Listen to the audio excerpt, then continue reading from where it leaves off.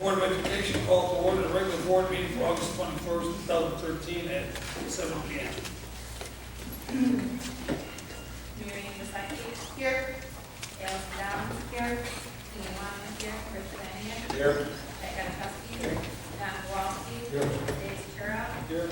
Also in attendance is Dr. Kim Borchowski, Mr. Jeremy Dodson, Ms. Kim Klein, Ms. Kathy Brandt, Mr. Eric Humbles, Mr. Mike Dean, Mrs. Melissa Karskis, Mrs. Cassis Bravo, Dr. Kristen Kappa, Mrs. Donna Magnoli, Mr. Brian Ansler, Mrs. Louise Domser, and Mrs. Margaret Costa from Ansler. Okay, we have a quorum. Pledge of allegiance to the flag, please.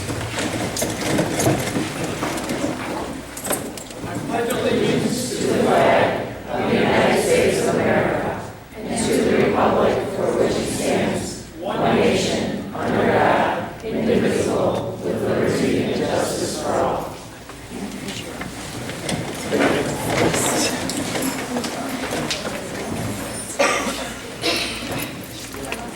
Okay, recommended action.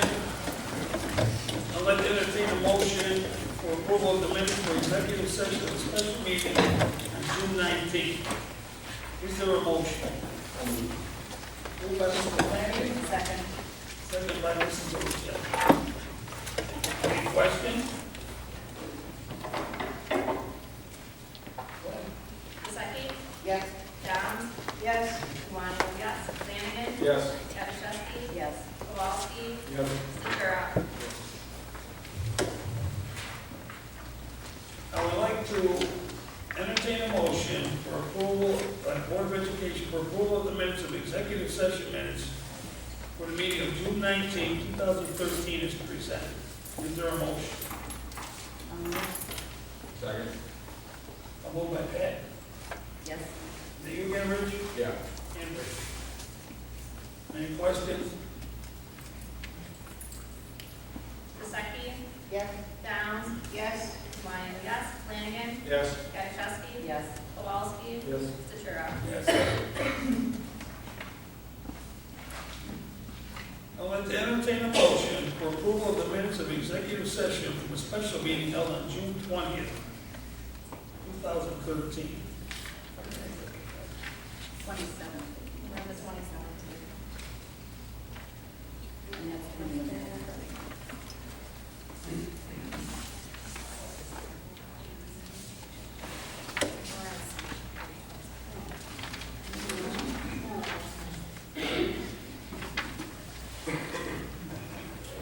You've done two already.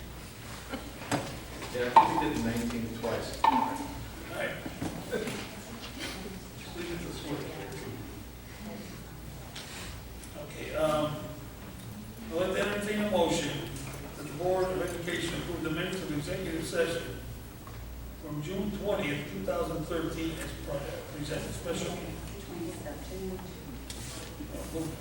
20 is the page. Okay. The superintendent's recommendation is June 27th. I'll second. That you will Motion be by able Pat, to. second by Ellis. Any questions? Second? Yep. Downs? Yes. Wani, yes. Flanagan? Yes. Gaskowski? Yes. Kowalski? Yes. Shura? No, you were yes.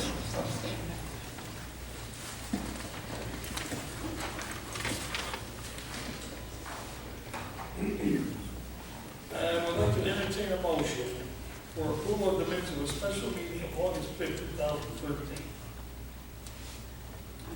Second. Motion by Mrs. Wachowski, second by Mrs. Flanagan. Any questions? Vasaki? Yes. Downs? Yes. Wani, yes. Flanagan? Yes. Gaskowski? Yes. Kowalski? Yes. Shura? Yes. I'd like to entertain a motion for authorization to pay the bills, the August bills of 2013.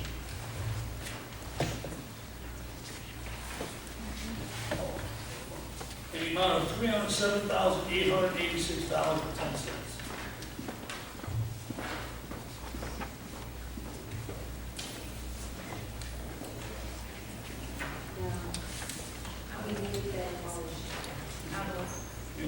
moved by Tina. Second. Second by Pat. Any questions?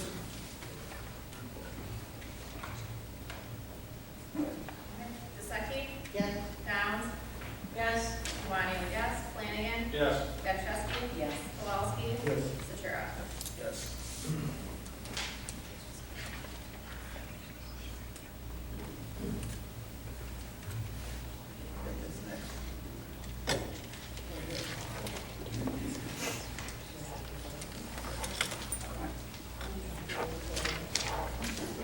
I'd like to entertain a motion that the board approve the July bills for 2013 in the amount of $557,911.43.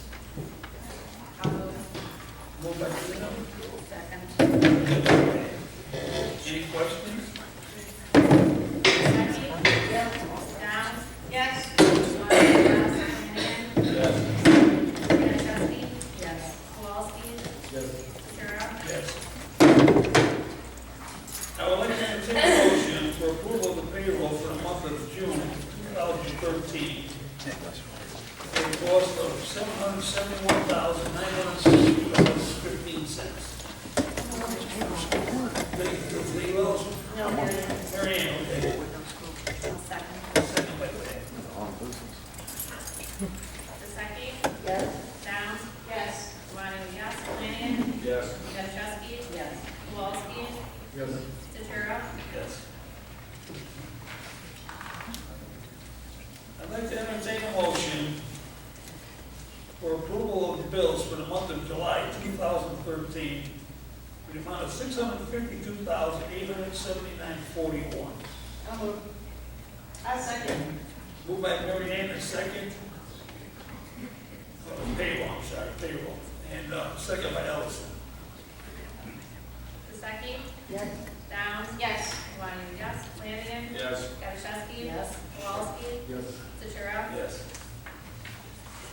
The FOIA report has been removed from the board packet and is now posting it on our website along with the answers. We thought more people could have access to it. Public participation. I'm going to do something a little different. I want to read a statement about some rumors that were flying around today.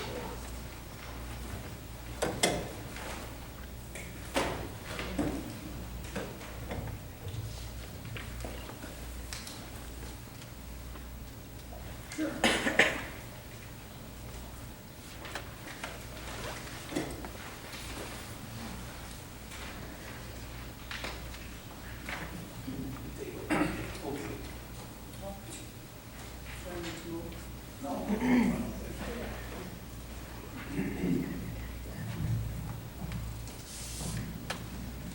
Please state your name and address for the record.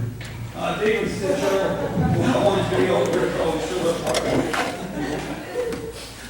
He said anybody wants to send me anything. In April of 2013, you re-elected me to serve as Sherwood Park School District 81 Board. Following that, I was elected by my fellow board members to serve as the board's president. And I'm proud and humbled to be acting on behalf of the stakeholders, the students, the parents, the taxpayers, the staff in this role. During the campaign, I advocated that the district would benefit from increased transparency and a lower budget, ultimately in property tax relief for residents. I had acknowledged that I thought the teachers and the staff have been doing a great job in keeping our students safe and educated. I feel the burden of cost control is in the hands of the administrative team, which represents the principals, the assistant principals, the supervisors, and the superintendent.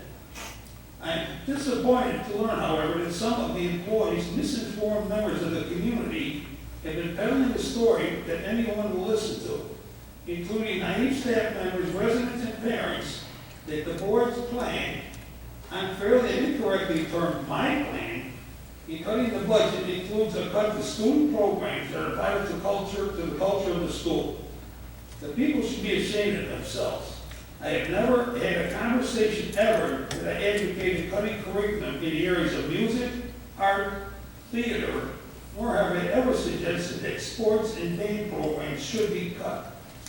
These programs are important and will lessen the educational experiences of our students dramatically if they're eliminated.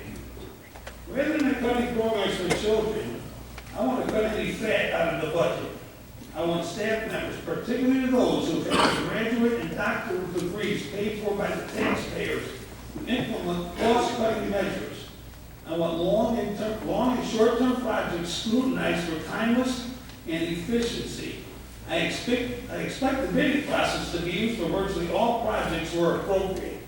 When district property needs to find a new home, it also goes out to bid or auction, and we do that now. Prior to the election, the previous board majority granted several administrators $10,000 mid-contract raises and extended their contract and provided 4% annual raises. In addition, administrators and staff pay nothing into the cost of their health insurance and the cost of their pension system, the TRS, thanks to the previous board majority. The governor's pension plan, however, now suggests moving the state's costs to the local district, which means you and me. And your property taxes will skyrocket as a result. Do you have the pleasure of working for such a generous employer? Events such as the Christmas party that costs huge sums of money until the recent past must continue to be challenged. In short, we all need to look at ways to tighten physical belt. These are tough times and require a tough approach to ease the burden on taxpayers, but not at the expense of the children's safety and education. One of the features that is included in the district's board meeting is public participation section. We encourage you to attend the meeting, to ask questions, or email the superintendent or myself with any questions you want answered. In addition, we have the meetings videotaped as a means to provide transparency should you want to review how business was conducted at any board meeting. We may not have an immediate answer to questions posed at the meeting, but are posting both questions and answers on the district's website to provide access to this information for everyone. Please access the district website to view the agenda and minutes for any board meeting. In closing, I'd like to say we continue to support the fine educational programs at District 81. We can't undo actions that many of us objected to, but we can move forward in spirit of cooperation and integrity for the board, for the benefit of all concerned, particularly the children, the parents, and the taxpayers of the district. Thank you for your time.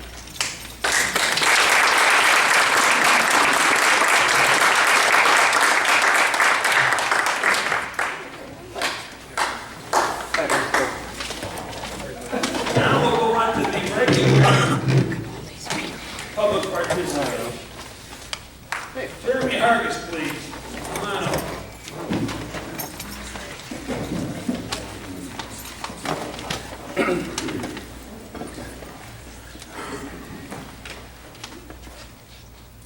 All right. Good evening, sir. Good evening. Thank you for the presentation. I'll try and keep it brief as much as I can. I just have a few simple questions. My first one is for Dr. Krzyzewski. Have you turned in your resignation recently? That leads me to my next question. During some searching for some other issues that I've been trying to look at in Shirley Park, I found some things that made me wonder. Some meetings, some things, I'll get to that in a minute. On 6/6/2013, there's a charge from Ansel Glick for legal services to review correspondence from Pat regarding the resignation of the superintendent.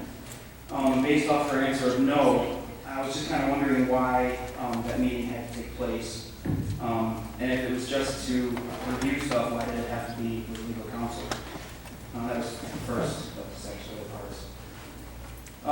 That also started me digging into some other things, because some light bulbs went off. I noticed a seemingly endless list of correspondence back and forth between the law firm Ansel Glick and mostly board vice president and president. I'm curious why the continuous meetings and correspondences between the lawyers and what seems to be just two board members. I'm sure keeping with everything, all the board members are informed. If not, that's a pretty huge question. If it's so important to have almost daily meetings, a couple times a day even, it brings me to my next statement is, why is legal counsel here now? If we talk to them every other day, a couple times a day, and we're trying to transact, why constant and endless billing back and forth? And I understand part of daily business needs legal representation, but it doesn't seem necessary to be here today for however many hours at the legal fee that we charge. And I pretty much think that was it. I think I said it a lot quicker than I anticipated, but it just doesn't seem like that's cutting fat, as you said a few minutes ago. And I'm curious why. I don't mind paying tax money for things that are necessary. Sir, there are legal problems that gotta be taken care of. I understand that. There are pending legal problems that I can't divulge to you what they are.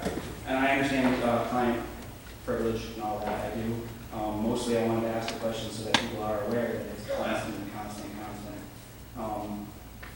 Maybe if it's at all possible in some of the billing, if there could be some more detail that you can legally give. The August billing, which I questioned myself, was $5,000. $3,000 went for 4 years. I understand that. And $2,000 is just our stuff, giving you the 48. That's basically what I had to ask. I wanted everybody to be aware that we're looking and keep an eye, but it doesn't seem like it's about that training, so. It was a small bill this month. Some of it looks big because some of it's not big from last month, so. I appreciate it. Okay, thank you, sir.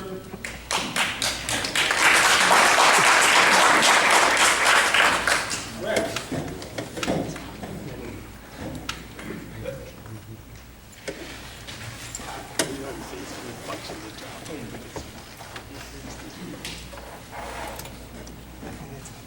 Rex Memorial, I live at 4057 West Terrace. There's been several resignations of very good teachers. And they cite that the reason that they've all left was due to the hostile environment that the board is creating, not making decisions, for the children, and the betterment of their education. I think that the board as a whole sets the,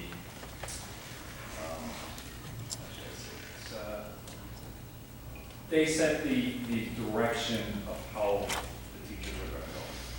They create the mood, they create the environment.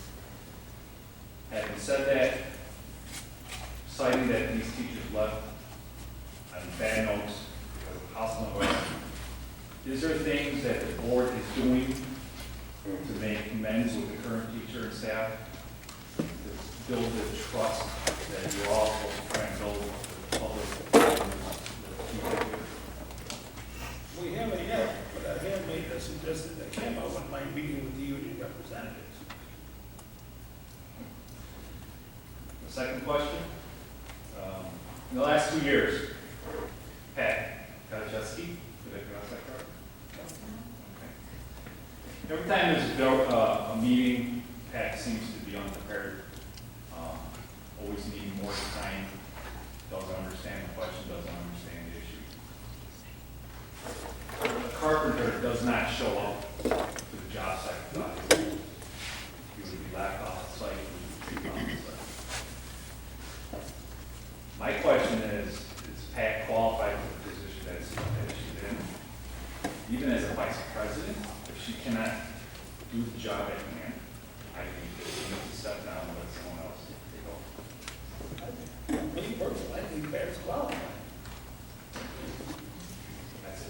The board, the board voters are there, so it's kind of my decision. I got all the confidence in the world in Pat. That's for me. I guess, I'm not here to pick and choose the answers, but this is this observation. I don't understand any more time or. And Rex, if you got any questions, please call me. If you want to talk to me sometime, you want my card, I'll give it to you. No, let's do this simple. Asking. We're gonna call it tomorrow. Okay, Thanks for your time. no problem. Thank you for coming.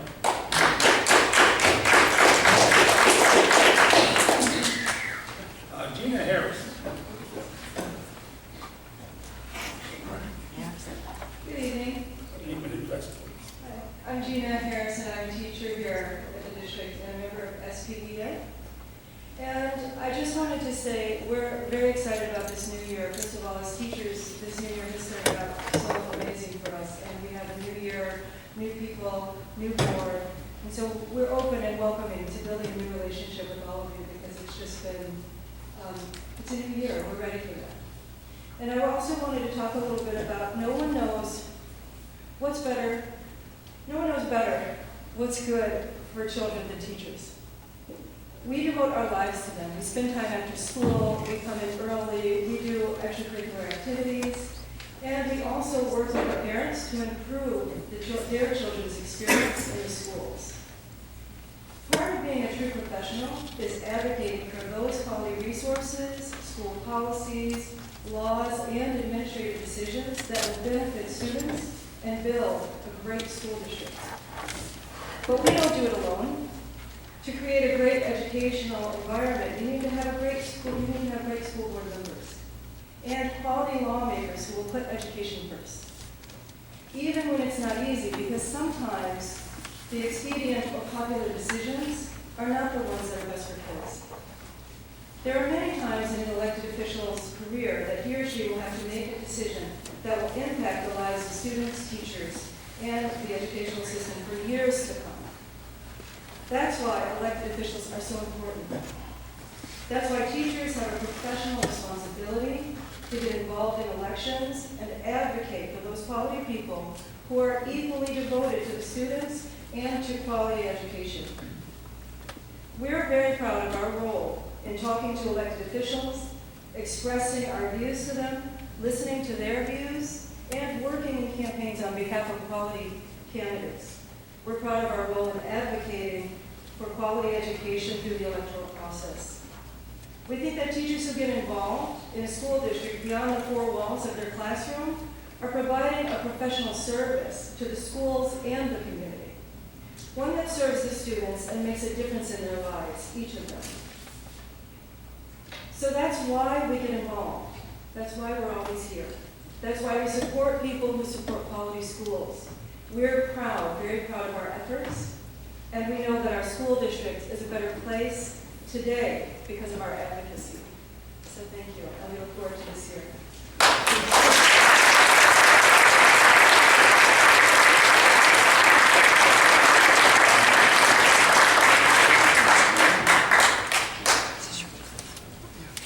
It's a matter of record. Yeah. Okay. Diane Cafaro.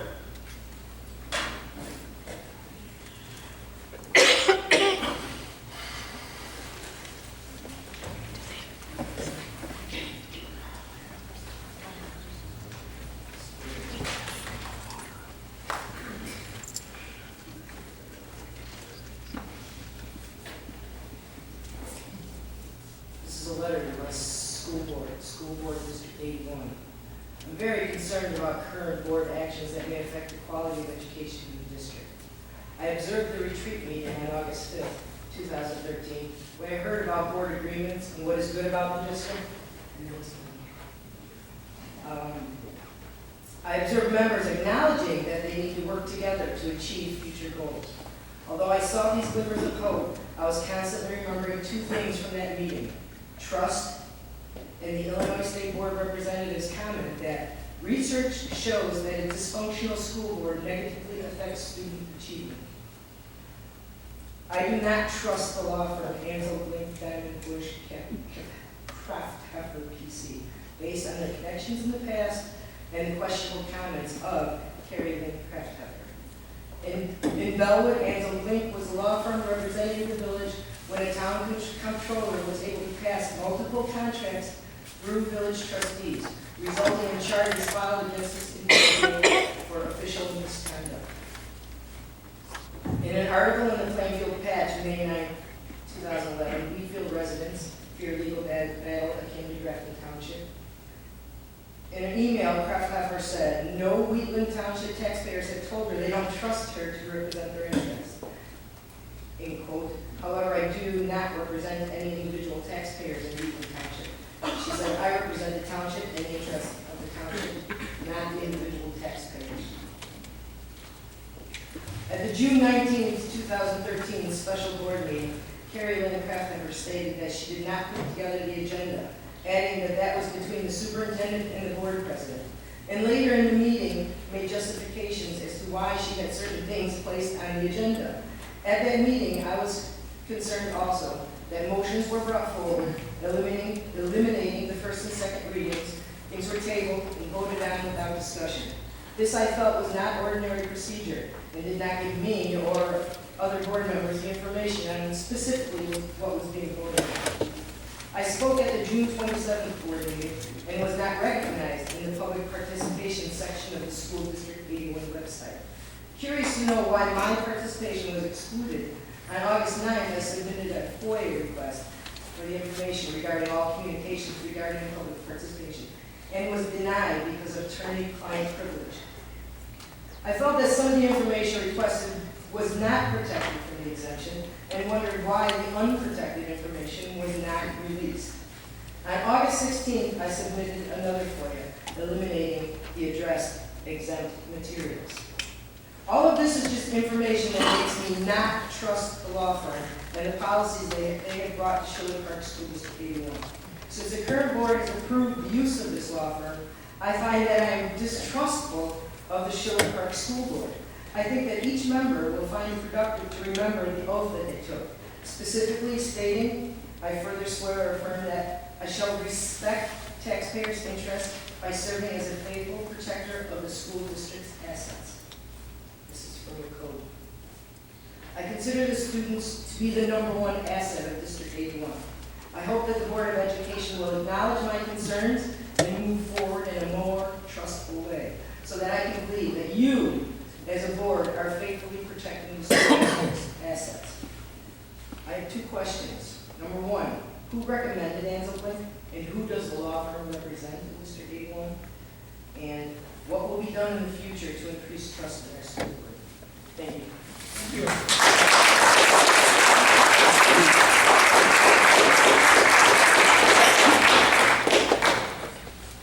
Any other questions?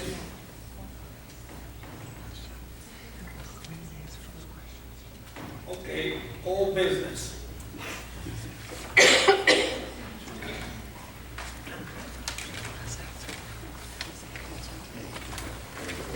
Okay, we got a lot of stuff here on old business. Just a plan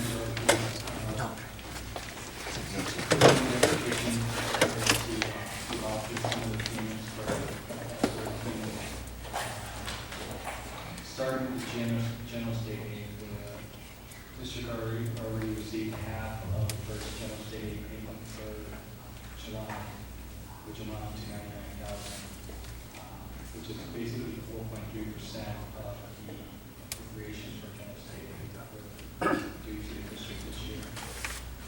The total appropriation for general state aid this year is $2.2 million, which is up from 17% over last year. The district also started to receive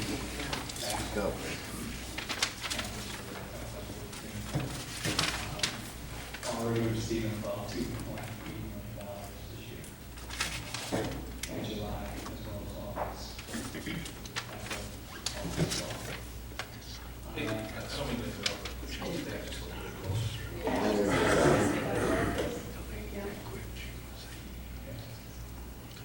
The district also started to receive something that has to do with state funds that we were estimating as of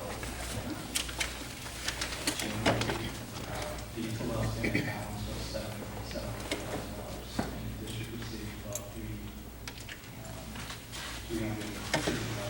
of that was past due funds.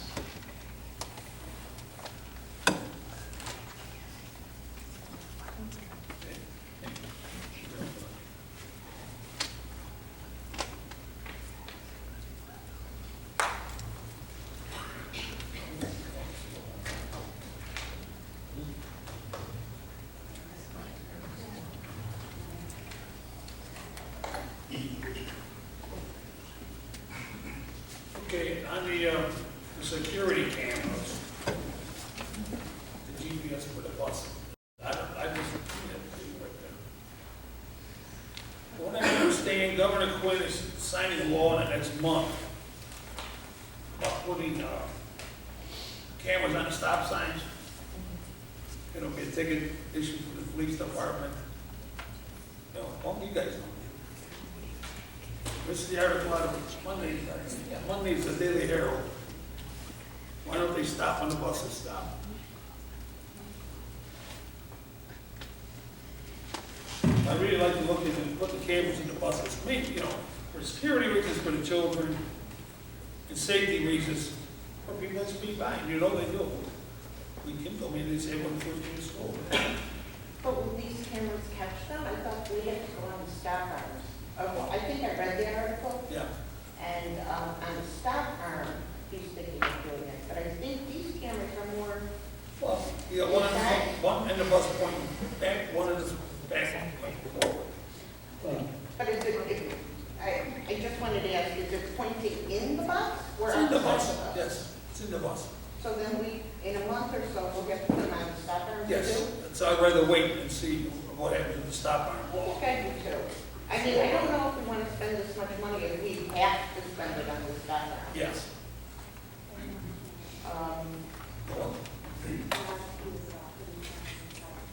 yeah, well, why have him come out twice? When he signs the bill, I heard it was October 1st, we can wait till when, and then instead of having to go in again and cost some extra money.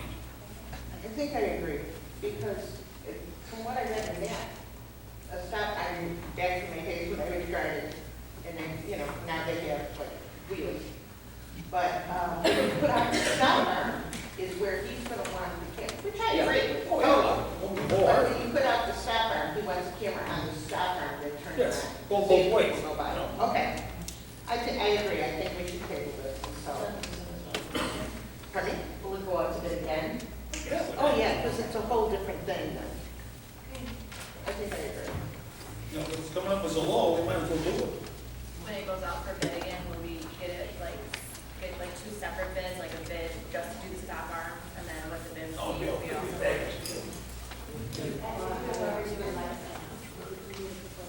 I think I agree. I'm sorry, I don't want to put words in your mouth, but I think two separate bids would be good. Because in case we decide we don't want them inside, we still have the stop arm one. Or get people to give us two bids or one full bid.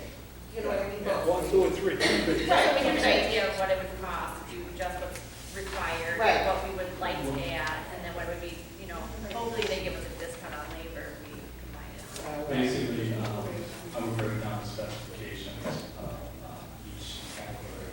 So we would have a total breakdown by category and a total cost to install and to pay. Yeah, yes. So I think I agree with that. Sounds good. Okay. Do we have to table this one? Do we move to table this one? This wasn't an action. Oh, I'm sorry. You're right. I apologize. Superintendent evaluation tool, it's going to be tabled to the upcoming special board meeting we're going to have.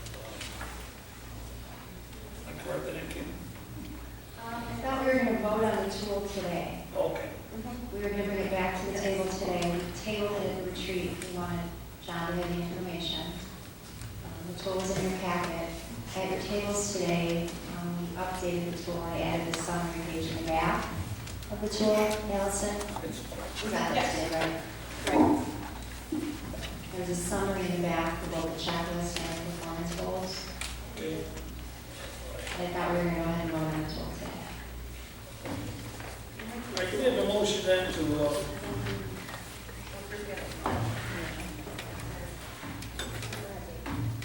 can have a motion to, vote on the superintendent. To approve the superintendent's evaluation. Second. Second by Ray. Any discussion? One of the items that I thought we could maybe have another committee meeting for, or I would just ask that we come back and maybe tighten up some of the language in it, because in some cases, the language is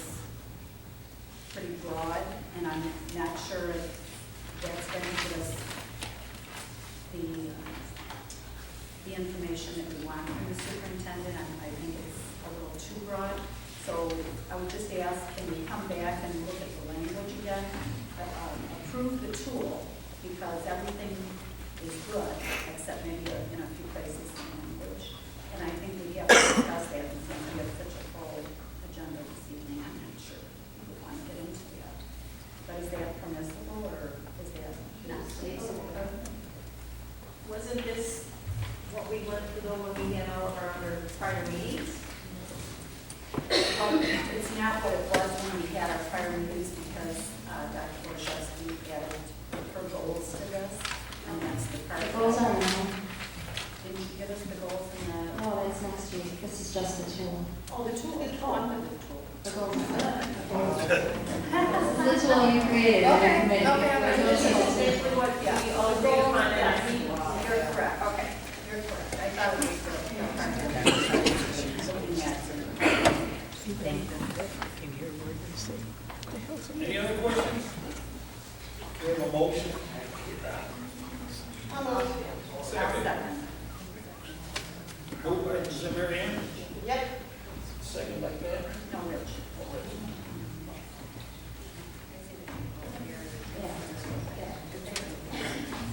Vasaki? Yes. Downs? Yes. Kabani, yes. Flanagan? Yes. Gaddishewski? Yes. Kowalski? And Centura. New business, budget presentation.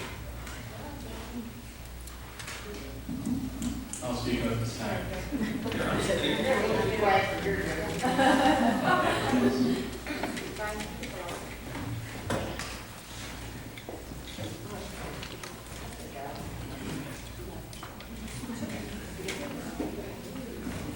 I want to thank everyone for your participation in the presentation.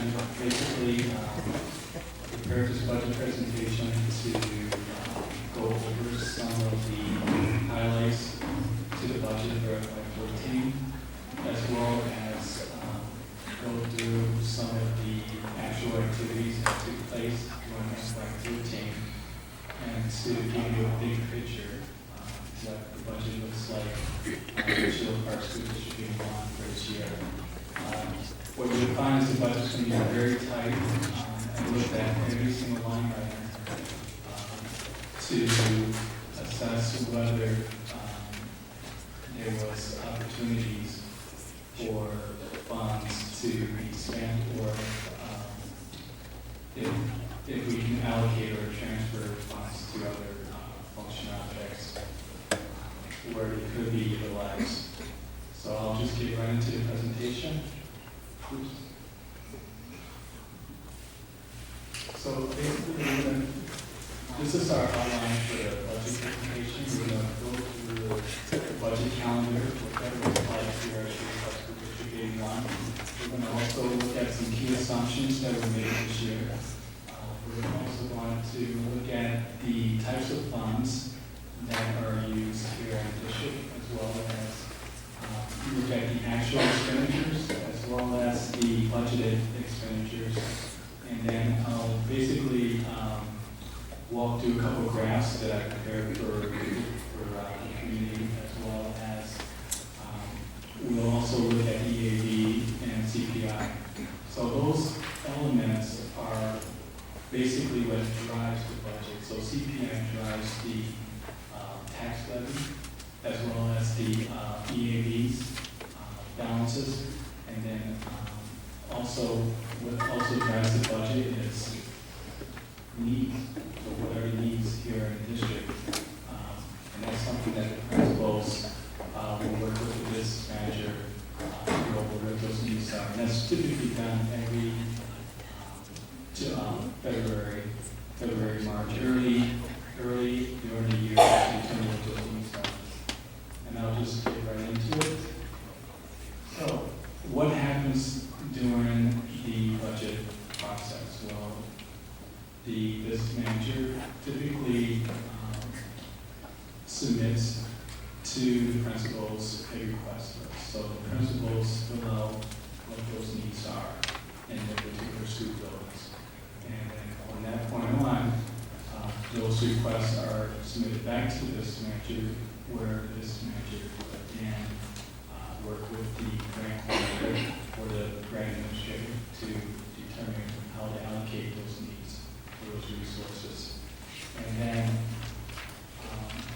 that's where the bean counting process begins, where the list manager starts to compile all the data that's received from the principals as well as from the district grant coordinator or grant administrator to determine what the allocations are going to be by function and object codes.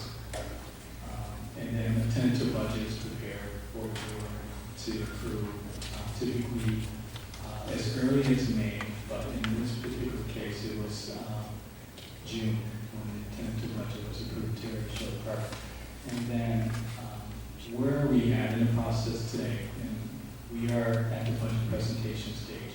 Typically, during the budget presentation stage, this is where we fine-tune the tentative budget and make some adjustments as they become known to the district, such as appropriations for grants, also appropriations by the state for general state aid, transportation claims. Also, any other adjustments that are made to revenue as well as expenditures. And the next stage and the next step in the process is to have the budget on public display for 30 days, and then at the next board meeting, the board will take action to adopt the budget.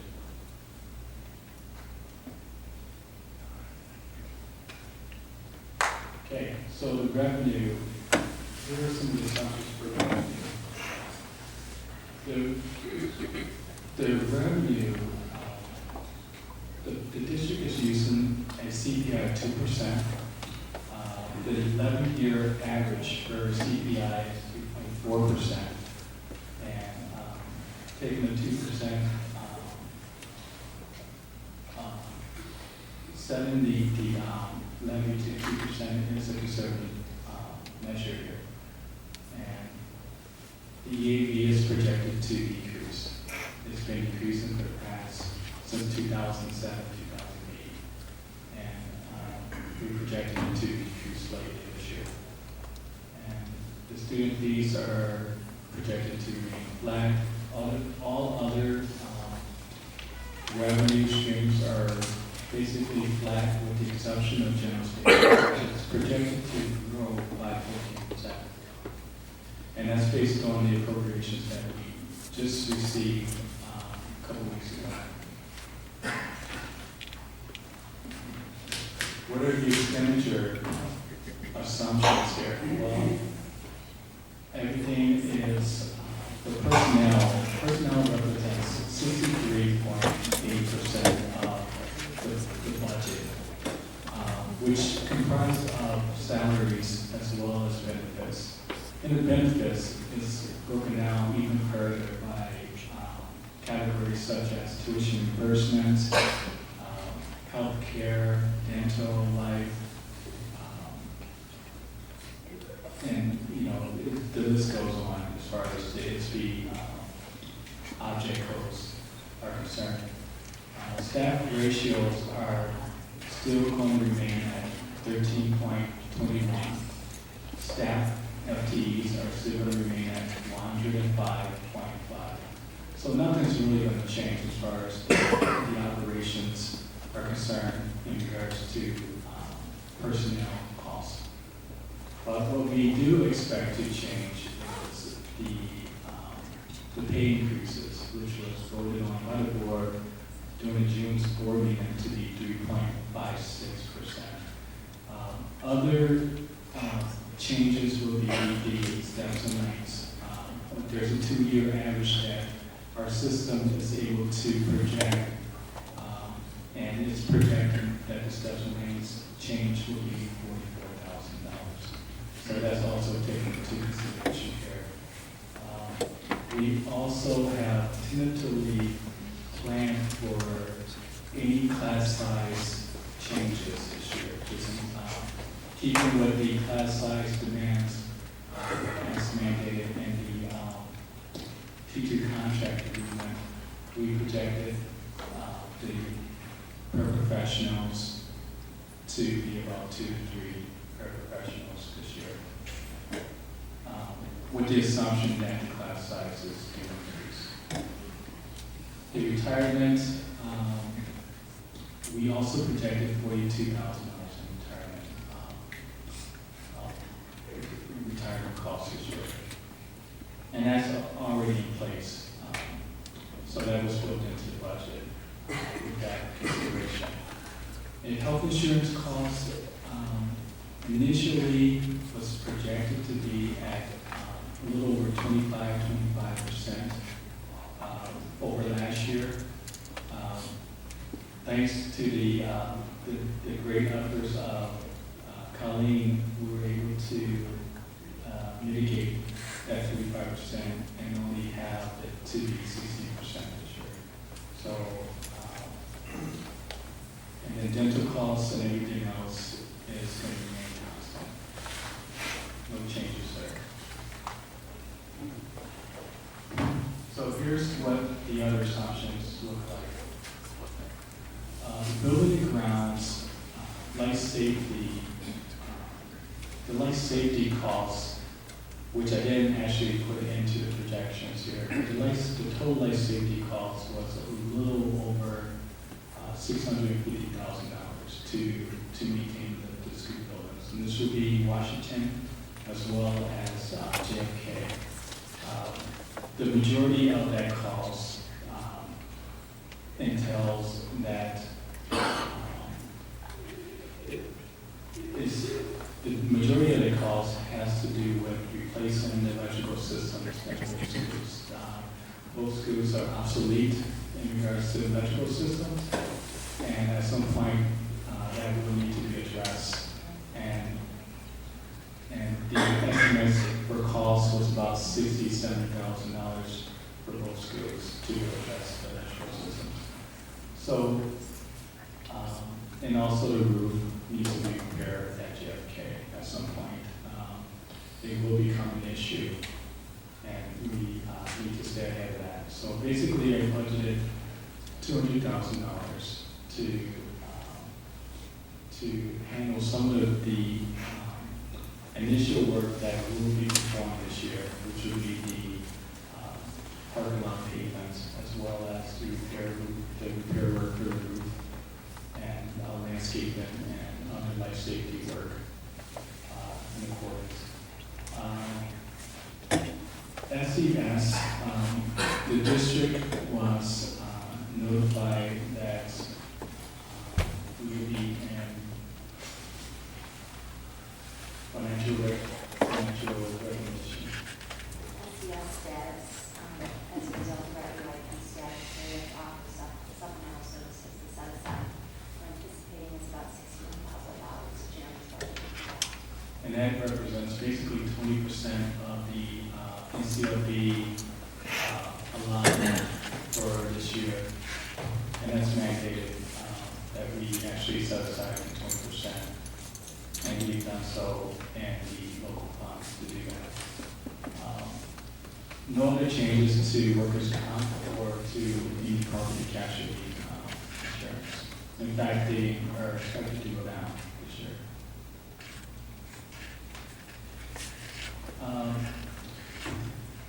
Also, with capital outlay, when I originally put together this budget, I budgeted $13,000 for the security cameras on the buses as well as the GPS system and digital voice recorder. I was a little far off, but the actual projection is going to be $18,000 to do so, or maybe even more if we actually install cameras on the stop works. Debt services is about 13% of the budget. There's nothing, this is a restricted fund, so there's no mitigating. Sponsors, they're just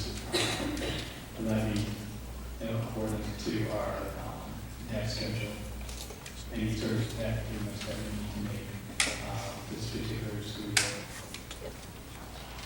The types of funds that we have here in the district, what I've done is I've highlighted in red the restricted funds. They have to be spent accordingly to the actual program. And then the blue funds are unrestricted, so they can be spent however way or however way is necessary to fund the operations of the district. I prepared a couple of graphs for you. This first graph is the education fund, and the budget for the education fund is a little over $14 million. Our actual activities for last school year was about $12.8 million, and then $12.7 million in the prior year. And then basically, as you review the graphs, there's not much of a change in the allocation of funds by object. So our operations is very consistent to prior years, and we budget funds very consistently to how we actually run the district. O&M, O&M is projected to be about $1.5 million this year, and as I had explained to you earlier, we budgeted $200,000 for repair order and life safety initiatives here. So the increase is slight, but nevertheless is to maintain buildings and facilities here. Not much of a change in each category as a percentage of operations. Debt services is what it is, it's 100%. We use to pay for our funds according to our debt schedule.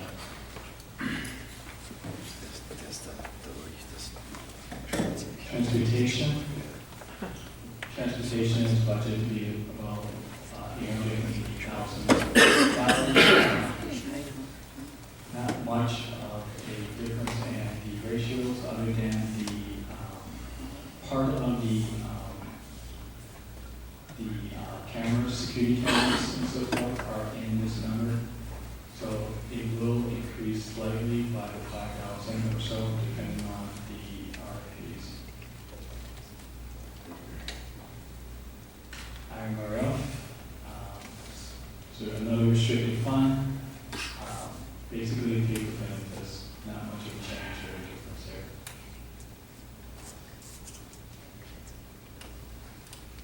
And capital outlay, we have no budget for capital outlay for FY14. We're not anticipating that we're going to do any new additions here in the district this year.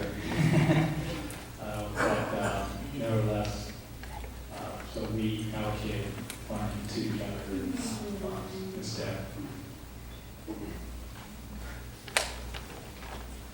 All right, this graph here is our actual activities for FY15. Where we ended up, basically $19.9 million in revenue, $18 million in expenditures. So the surplus this year was $1.8 million. Sounds like a lot, but really, it can really be the reverse. And if it's the reverse, then there's loops and other guidelines that we have to go through in order to pass the budget, debt reduction, and so forth. FY14 is our budget, and we're budgeted we budgeted already at $20.2 million, and our expenditures to be $19.6 million, with a surplus of $617,000. And this is our revenue by object, by function. And our revenue by function is basically gives us an indication of where we expect to receive the funds this year. The majority of the funds are going to be local taxes, and then followed by the other revenues from other units, which is going to be basically the corporate property taxes.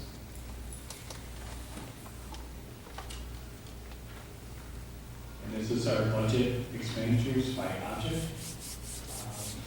There's no hidden message here. Basically, the cost driver, or what they refer to as in cost accounting, is your activity driver is the teachers and benefits. So that drives the budget here. Staff.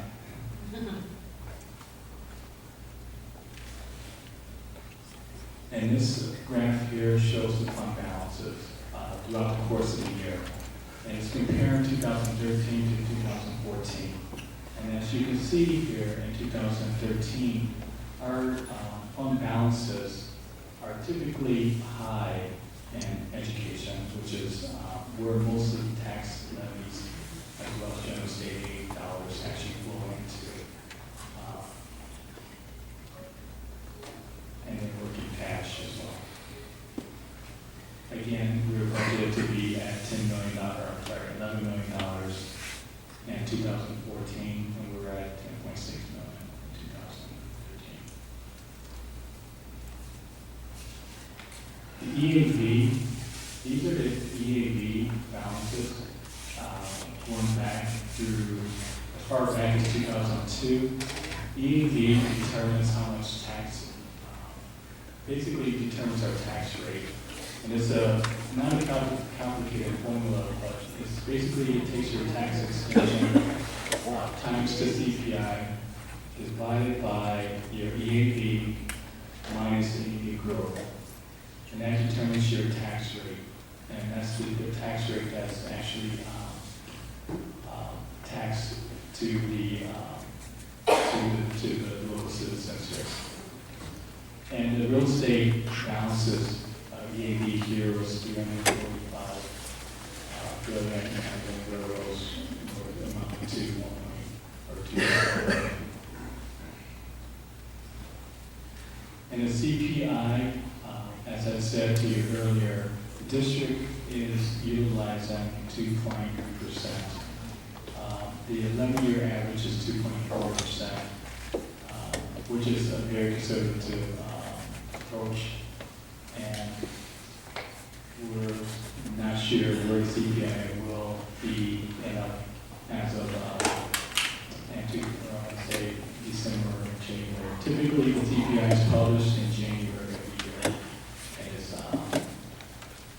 and I actually referenced a couple of sites here where you can actually find some of this data, as well as the CPI, which is published every January. And this, by the way, this presentation is on the website as of now.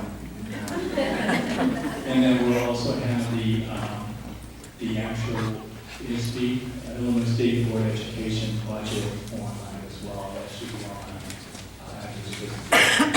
We look forward to tomorrow morning. Any questions? No.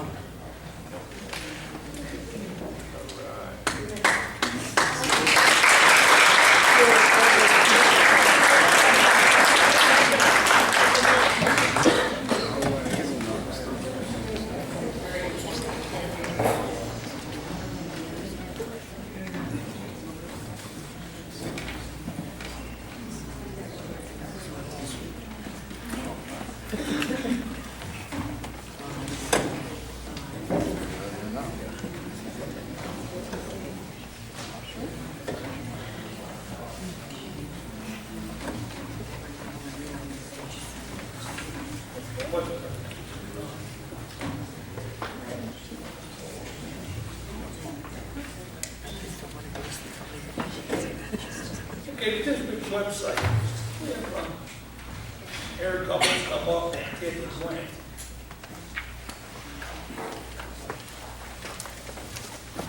Good evening, everyone. Designing the new District 81 website was a significant undertaking for our district. The best web pages provide easily accessible information to the visitor and an introduction to who the organization is. The intended design of the new website was to highlight the innovative practices applied in School District 81. The majority of the work was completed over the summer so that the new website could be ready to kick off the beginning of the school year. We welcome this opportunity to showcase the website, its special features, and to highlight the unique District 81 brand. Once the new website was created, it was evident that we needed a logo that would match the fresh, modern feel of the updated site. The administrative team agreed that the qualities of School District 81 could all be found in one symbol, the soaring eagle. The soaring eagle is a sign of patriotism and represents great pride in our country. The flight of the eagle also represents our district's constant forward momentum and our close proximity to O'Hare International Airport, all distinct characteristics of Schiller Park School District 81. While Kennedy, Washington, and Lincoln will always enjoy their individual school mascots, we all stand together under our District 81 logo, which represents us so well. We're happy and proud that our students, parents, faculty, staff, Board of Education, and community members are embracing the eagle as our new logo, and that we can all wear the logo as a reminder of the amazing district that we have created together through our dedication and commitment to the children of School District 81. Eric is now going to take a few minutes to kind of go through some of the special features of the website and point out where you can find information. Thank you so much for allowing us to do this.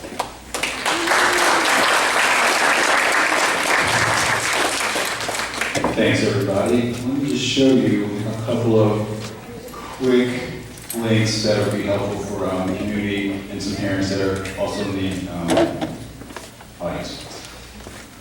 First off, let me just kind of show you, the drop-down houses a lot of content right here.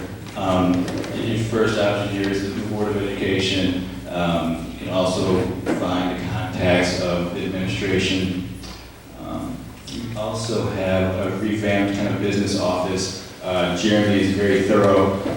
So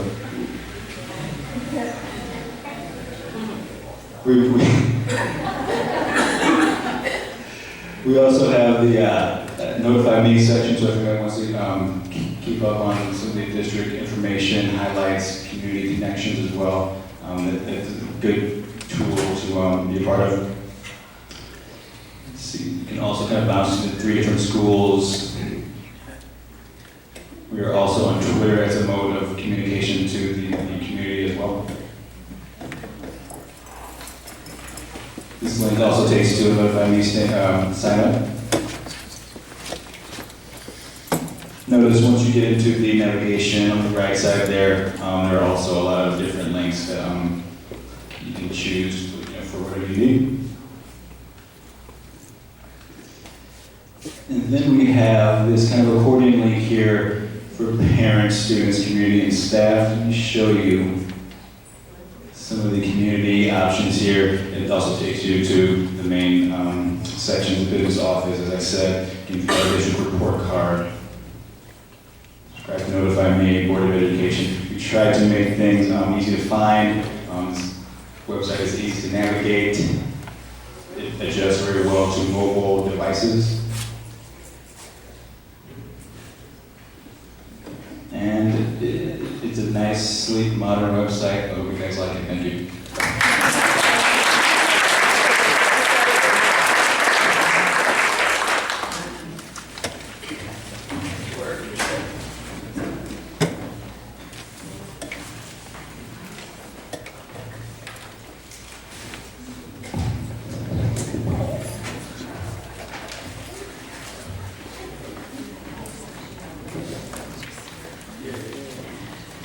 We got the ISP leadership workshop coming up.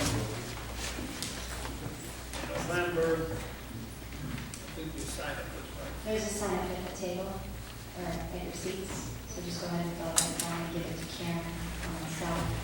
If you plan on attending the Friday workshop. Does everybody have it at their seats? I'm not sure when it's due, Allison. get it to us by the beginning of next week, that should be fine. You need to check your work calendar, is that it? Yes. Yeah, as long as we get it by the middle of next week. Okay.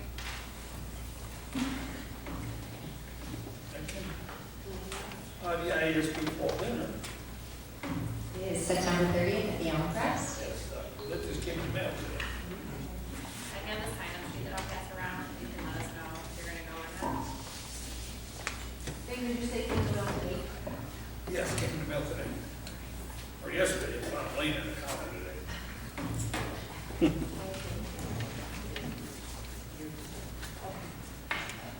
The Kennedy School Spanish bilingual teacher. This is on there as an information item, it'll come up again as an action item later in the meeting. I thought it was important that it was listed as information first. We are asking for an additional position to be added to Kennedy School so that we can be in compliance with the Title III grant this year. The change in the proficiency level cut scores has qualified more students for full-time Spanish bilingual support.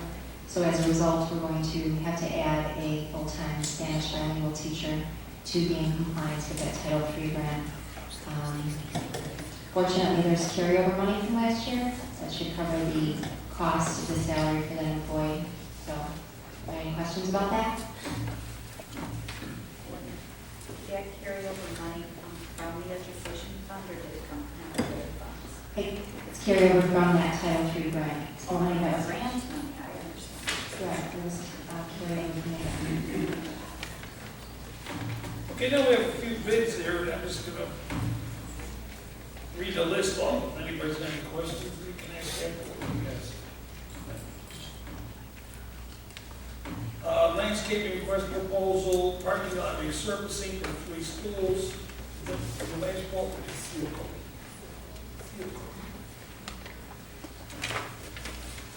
Pest control proposal, steel cleaning request proposal for the new balconies on the school are rusting out here. It's turning into a problem.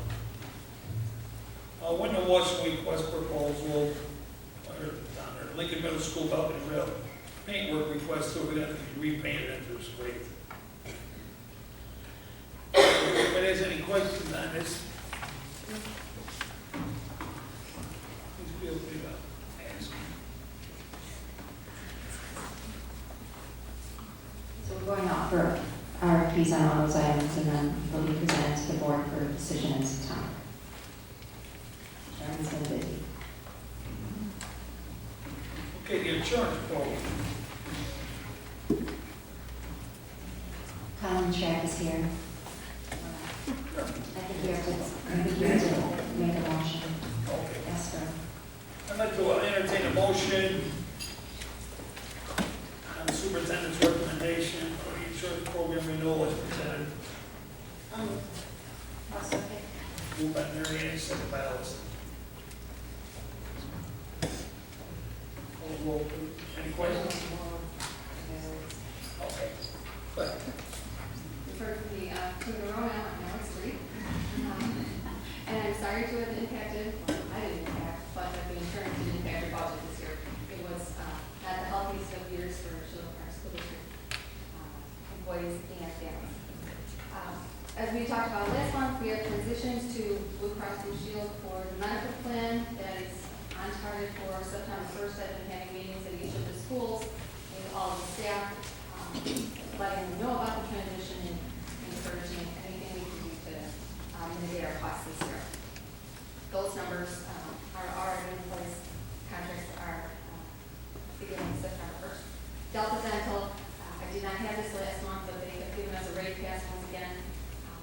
That's the 5th year in a row that they've given us a rate pass, and we garnered a savings over the previous period of 5 years ago. So we're continuing to stay with them. And as Jeremy said, you know, I kind of beat them up every year to just leave us alone because we're having a hard enough time to help. So Delta Dental has been wonderful. I know it's going to be another item on our agenda here, but Prudential is the current life insurance carrier, and I'm making a recommendation that another agenda item to switch to Dearborn National. We were able to garner better rates for them. Every probably 2 to 3 years, I go out and get quotes from all the life insurance carriers, so we've got a better deal there this year. Another thing that we need to do while changing to Blue Cross, we lose the COBRA and IMR retirement services that were being handled by the previous TPA. So we're going to continue to contract with the TPA separately just for them to handle the COBRA and IMR retirements. There are, pages and pages of legislation to do COBRA. We don't want to take that liability on ourselves, so we hired them to take care of that. And the bad news is the increase in the premiums, which Jeremy mentioned in the budget. Yes, we did start extremely high this year, and unfortunately, I was only able to get it down to a 16.5% increase.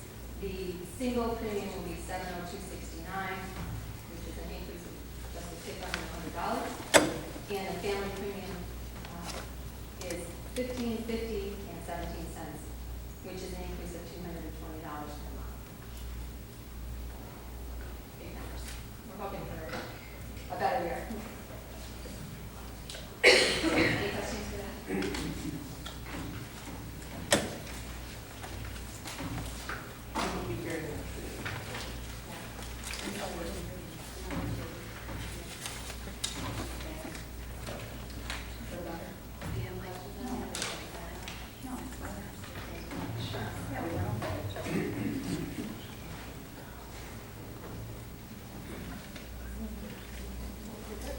Are you going to vote and then I'll just wait in case there's questions about the 2 minutes? Oh, okay. Okay, any other questions? Sit down. It's kind of a slam dunk, but I'll be here if you have a question. Second? Yes. Downs? Yes. Kawani, yes. Flanagan? Yes.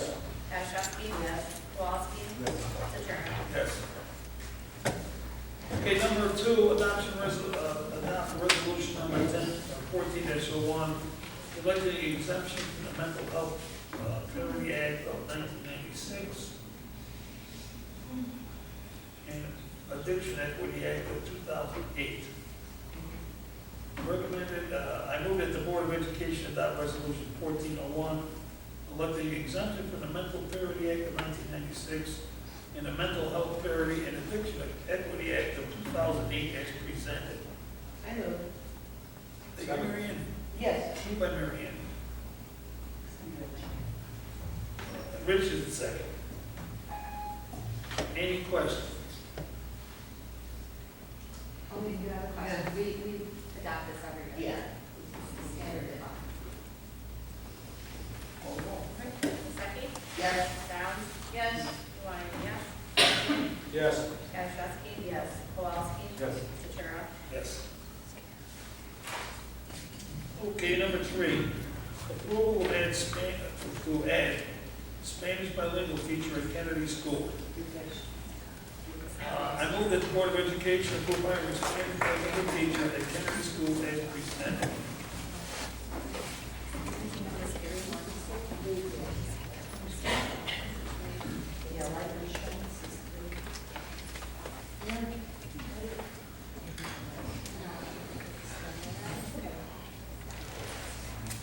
Right down the list.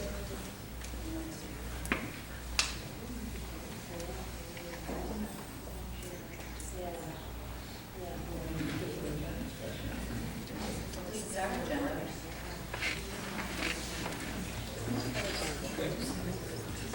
So that's the table then, or it's not even the table?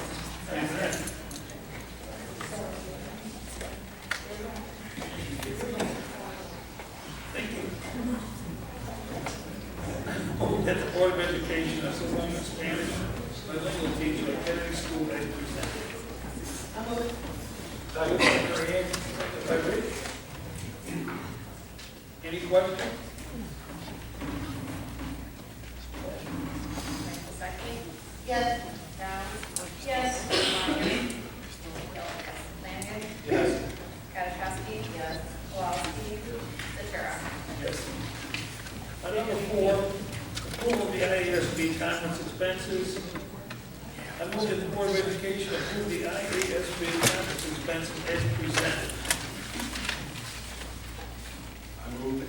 Moved by Rich, A second. Second by Downs. Ellison. Thank you all. Any questions? This is a yearly event, everybody goes downtown, so you know. For what? The ISD convention. All right, DeSeki? Yes. Downs? Yes. Swann, yes. Flanagan? Yes. Kaczynski? Yes. Kowalski? Ventura? Yes.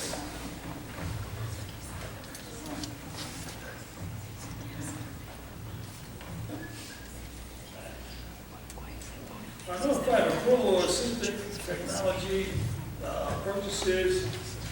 I would like to entertain a motion for the assistive technology. Moved by Mary Ann, second by Tina. Any questions?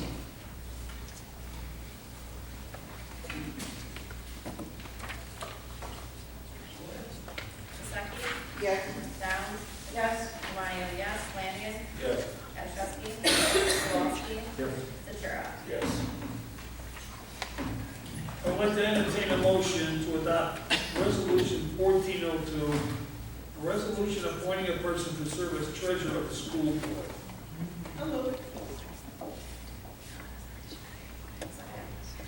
Moved by Mr. Mary Ann? Yeah. By Mary Ann, second by Tina.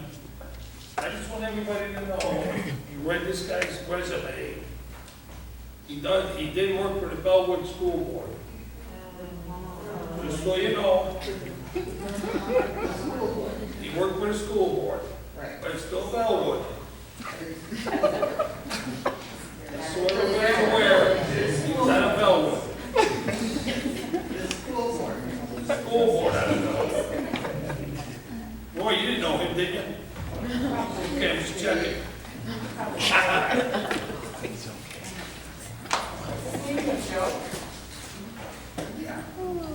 Anybody, no questions? Take a roll call. DeSeki? Yes. Downs? Yes. Ryan, yes. Flanagan? Yes. Kaczynski? Yes. Kowalski? Ventura? Yes. Now the lights.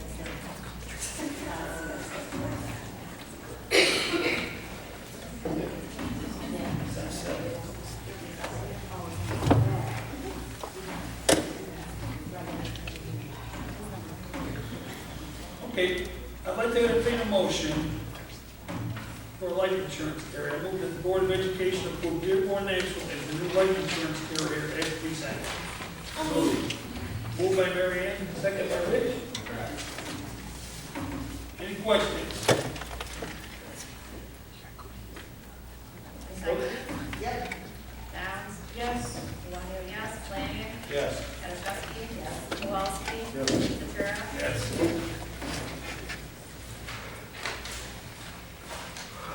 Okay, number 8, personnel. I'd like to entertain a motion to approve the hiring of certified staff. For the certified staff for 2013-14 school year. Lana Olson, second grade teacher at Kennedy School.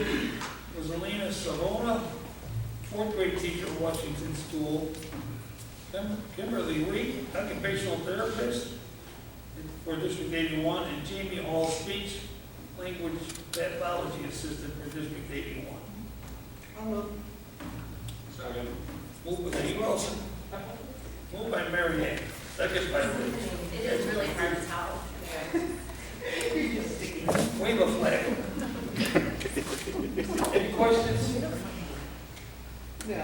DeSeki? Yes. Downs? Yes. Ryan, yes. Flanagan? Yes. Kaczynski? Yes. Kowalski? Yes. Ventura? Yes.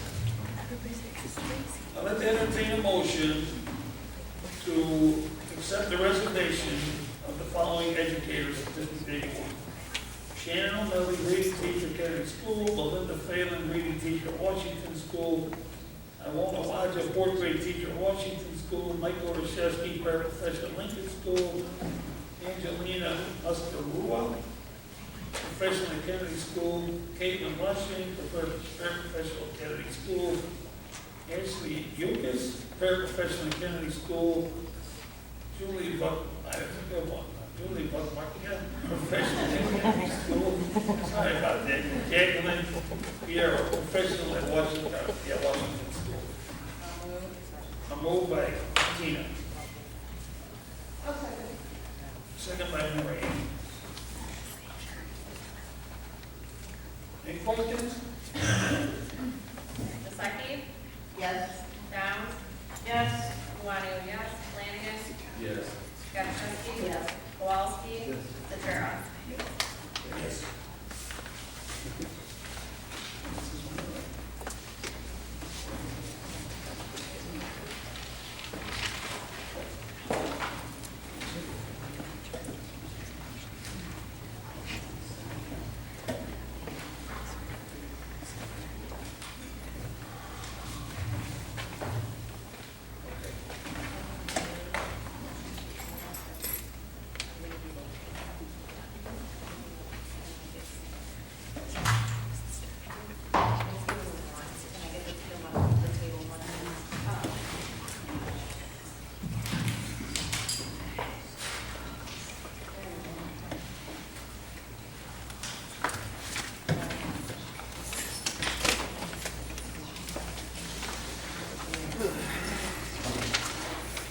Okay, we had a little mix up here on the superintendent's evaluation, so we gotta bring it back to the table.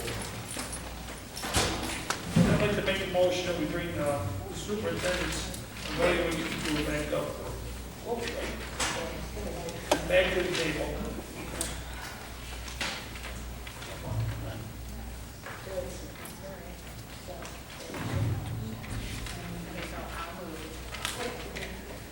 So what happened was that apparently that was tabled at the retreat. You voted on it here before you brought it back to the table. The formality. So we have to, yeah, it's totally a formality. So we have to bring it back and then vote. Okay, two votes. On the tool. On the tool, Okay. yes. Okay, that's fine. I just wanted to be Yeah. Yeah. Okay. Motion back. You move, you just said it. Second. Any questions again? Roll please. Vasaki? Yes. Downs? Yes. Juanio, yes. Flanagan? Yes. Kaczynski? Yes. Kowalski? Yes. Centura? Yes. Okay, I make a motion now. I'd like to entertain a motion to adopt the instrument evaluation tools for the superintendent. Oh. Think you okay, Mary Ann? Yes. Oh, you going there?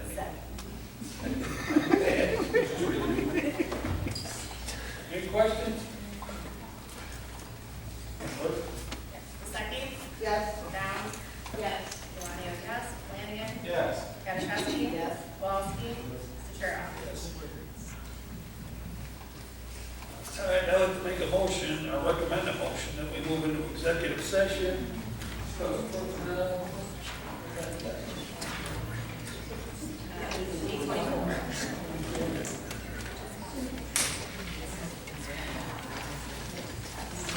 move that the Board of Education adjourn to executive session 8:24 p.m. Moved by Murray.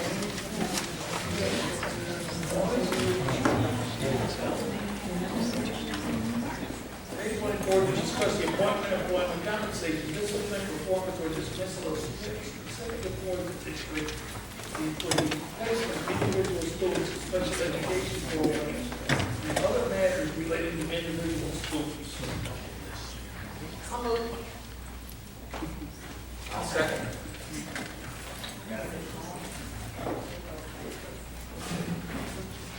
Any questions? Vasaki? Yes. Downs? Yes. Juanio, yes. Flanagan? Yes. Kaczynski? Yes. Kowalski? Centura? Yes.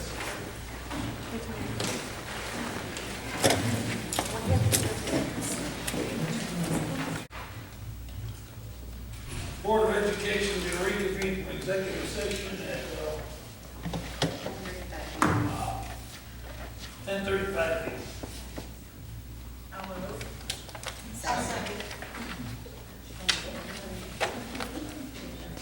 Call roll. Okay, Mr. Yes. Downs? Yes. Juanio? Yes. Flanagan? Yes. Kaczynski? Yes. Kowalski? And Centura. Yes. I'd like to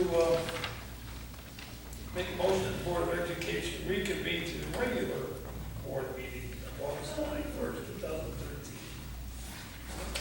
No, wait, we just did. We just, We did this. Yeah. We did reconvene executive session in there. Remember we I concurred? didn't want to on this one. We did this in executive session, we just did this one right now. Kill that one. Action on the closed session items. I'd like to make a motion to adopt the resolution 14-03, authorizing notice of remedy to a tenured teacher. I'll move. Moved by Mary Ann. Second by Flanagan. Any questions? Questions? Call the roll, please. Taseki? Yep. Downs? Yes. Juanio, yes. Flanagan? yes. Kaczynski? Yes. Kowalski? Yes. And Centura. Yes. I'd like to entertain a motion for the adjournment. I move. I'll second. Hey, I'm not done yet. Oh, And what time is it? whatever time, sir. 10:37. 10:37 p.m. Any questions? Call roll. Taseki? Yes. Downs? Yes. Juanio, yes. Flanagan? Yes. Kaczynski? Yes. Kowalski? Centura? Sure.